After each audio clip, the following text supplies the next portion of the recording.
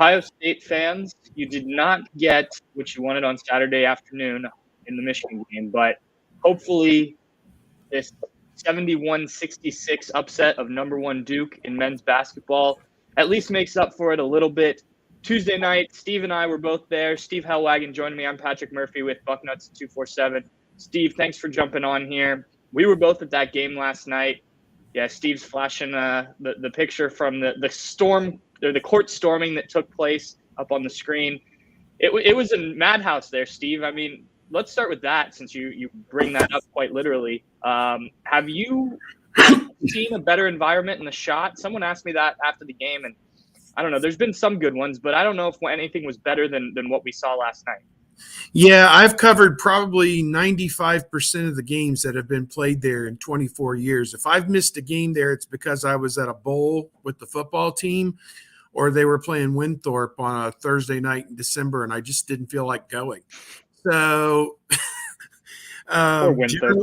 generally, if they've played a game at the Shot, I've been there. So there have been a number of games down through the years. People will remember they beat Illinois when they were number one in 2005. Matt Sylvester hit the Shot. Then 2 years later, it was very curious the way this worked out.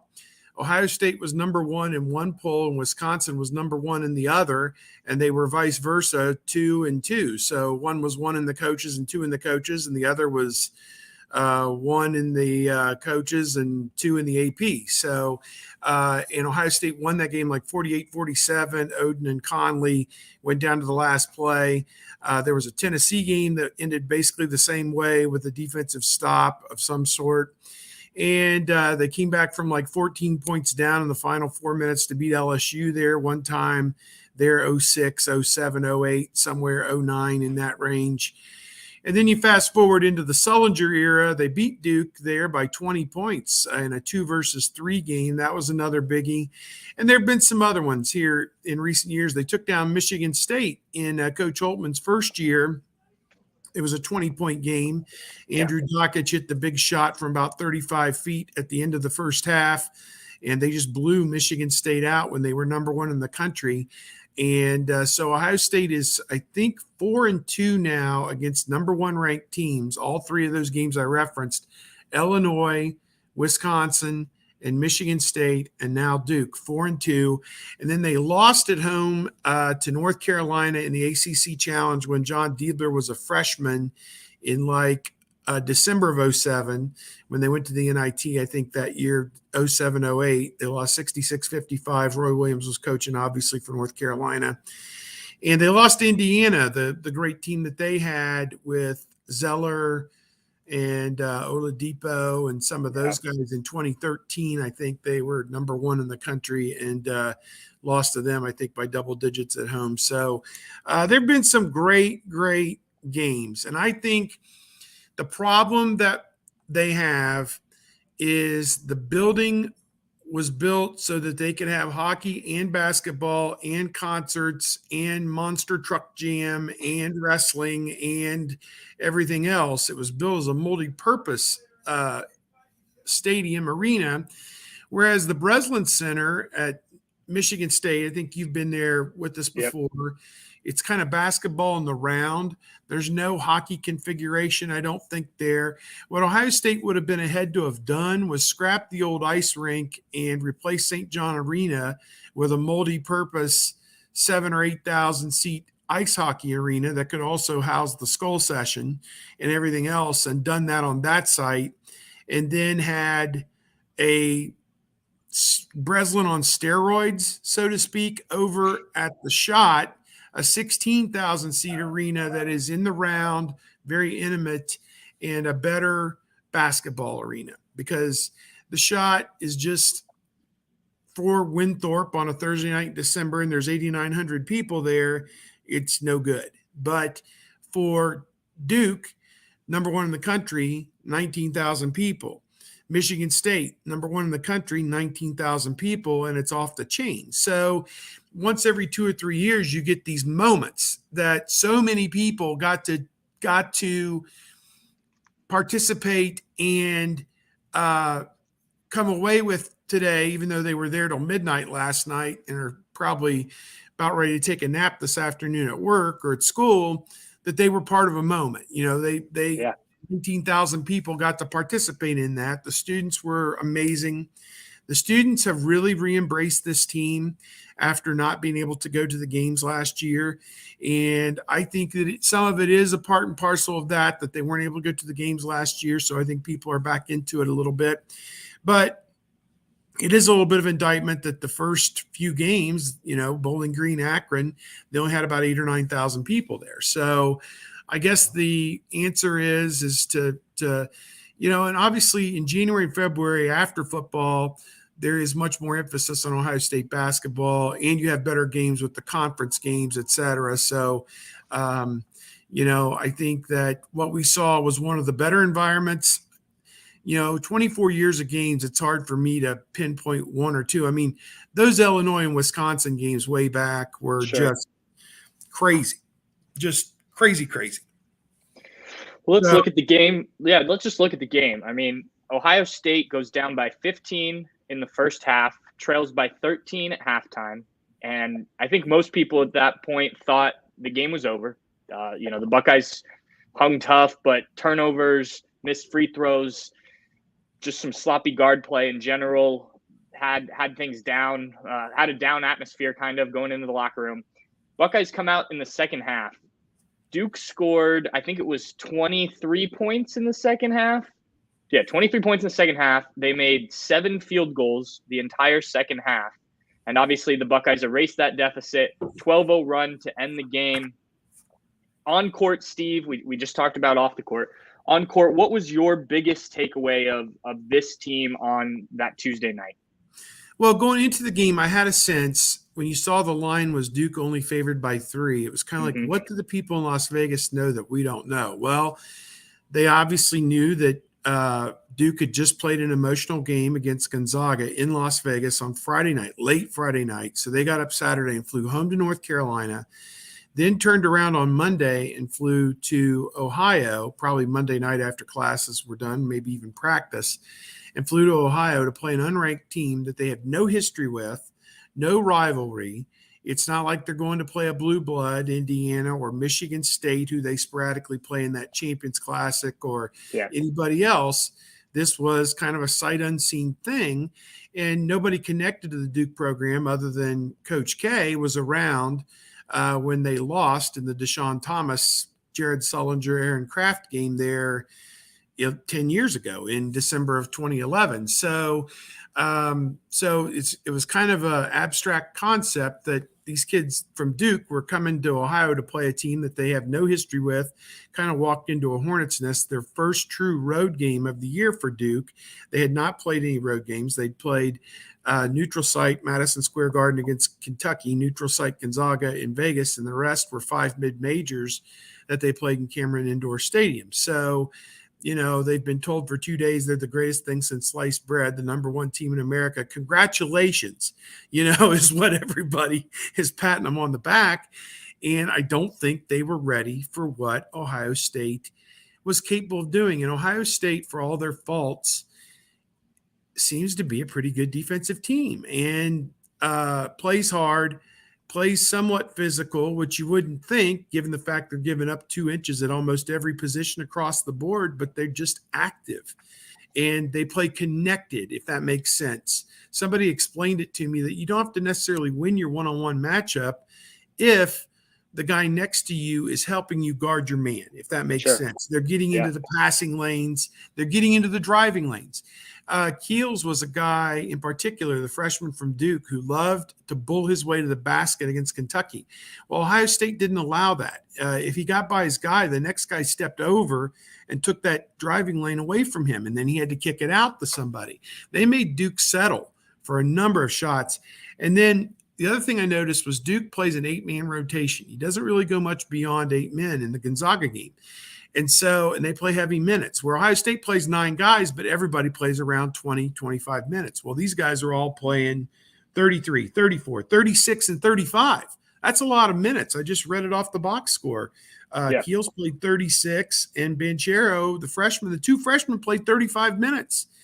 in a terrible environment for them. I mean, they're chanting DUI at Banchero last night because of the off the court thing with him. So I think they got worn down. And by the end of the second half, they're shooting jump shots that are hitting the front of the rim and have no chance of going in. And it's just human nature, like Ohio State backed down from the challenge in a 110,000 seat stadium against Michigan on Saturday because of the conditions and the crowd against everything against them, the crowd noise and everything. Ohio State backed down from the challenge. Duke backed down from the challenge last night, Value City Arena.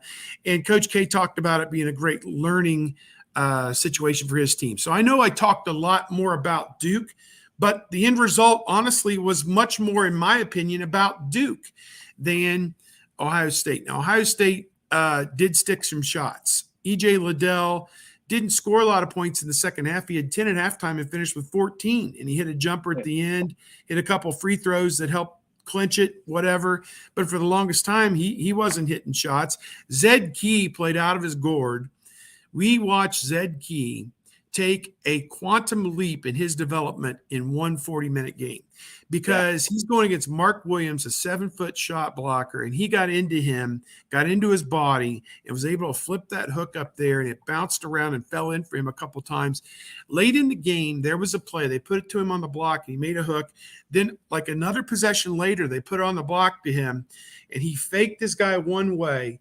The double team was coming from the opposite direction he was turning into, and he never saw it. He turned back the other way and hit the hook shot. I'm like, oh, man, that's something a senior does. You know, he had that sixth sense, that innate thought that, oh, the help's coming.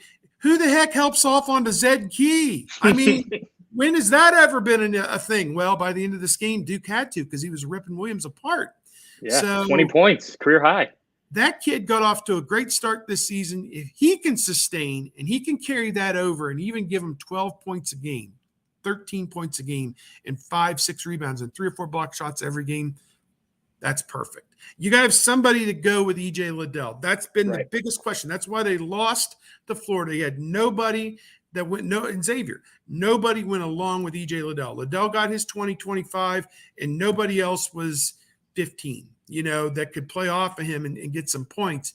Well, last night you had Key with 20 and Russell. My God, what a godsend he's been. Hasn't played because coach did not like his defensive, he's an offensive player. Now, at Louisiana, he didn't have to play defense.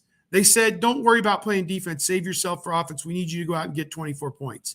And that's what he did. That's how he played. That's what Ohio State was attractive. They wanted scoring punch from him.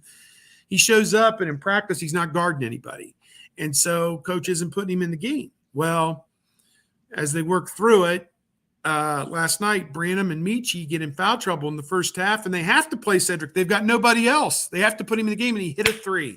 Right before halftime, he hit a 3, and you're like, okay, maybe, just maybe. Let's see. Gets in the second half because Michi's struggling, fighting himself, and hits a couple threes.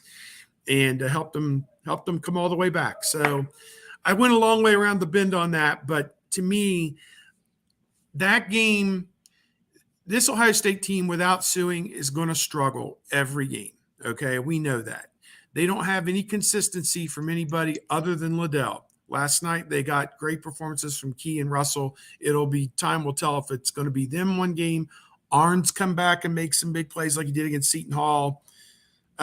Whoever it could be. You know, Wheeler's not a scorer, obviously. Just you're going to get 6 points a game out of him, and that's about it. So Branham, he started out hitting a couple shots and then kind of faded away a little bit, kind of fades in and out. That's a freshman. Boy, he had a great baseline drive, though, when they needed it the most in the second half.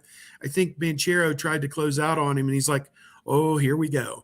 And he took the left hand down the baseline, and Banchero's thinking, I'm going to pack this. And Branham's like, no, you're not, because I'm a national top 25 freshman too. And he went in and hit the reverse, and that was huge. So to me, every game's going to be a struggle because consistency-wise, you just don't know who's going to score. But maybe this is a game that lifts Zed Key up to where on a consistent basis he can get you 10 or 12.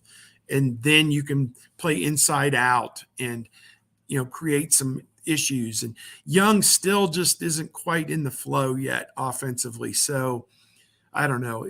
I have a lot of thoughts about this, as you can tell, but to me, this was a watershed game for them. Does this mean they're going to beat Purdue and beat everybody they play in the Big Ten? No, it doesn't mean that at all.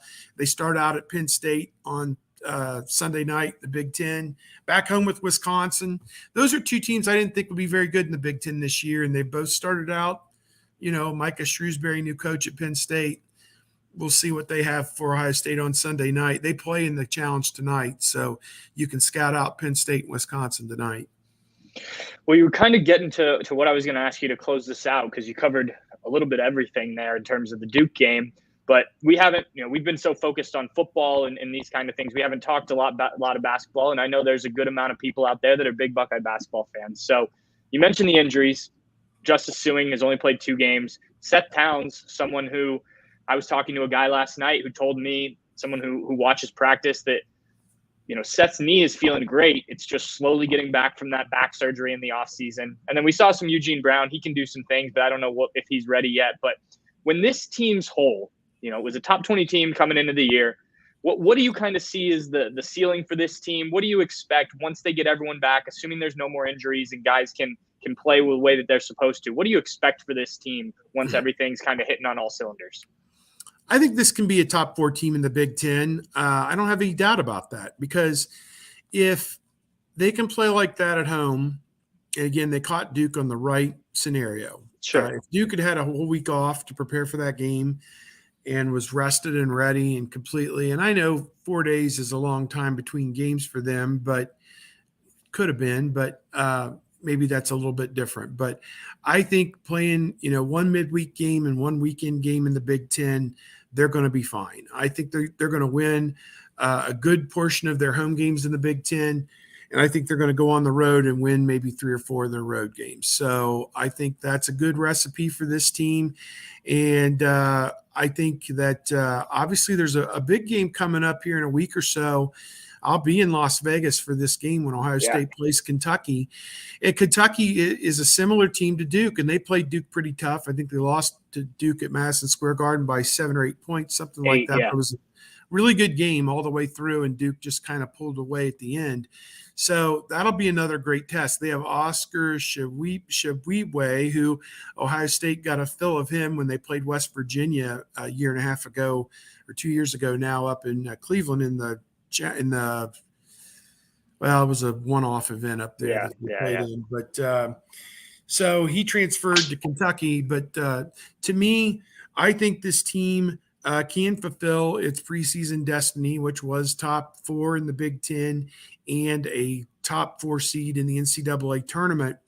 And to me, then it all kind of becomes draw. And I think that we have a lot of people on our message board who are very negative about Ohio State basketball and very negative about Coach Holtman, despite things like last night. And I know they expect Thad Matta went to 2 Final Fours and 1 national championship game. Right.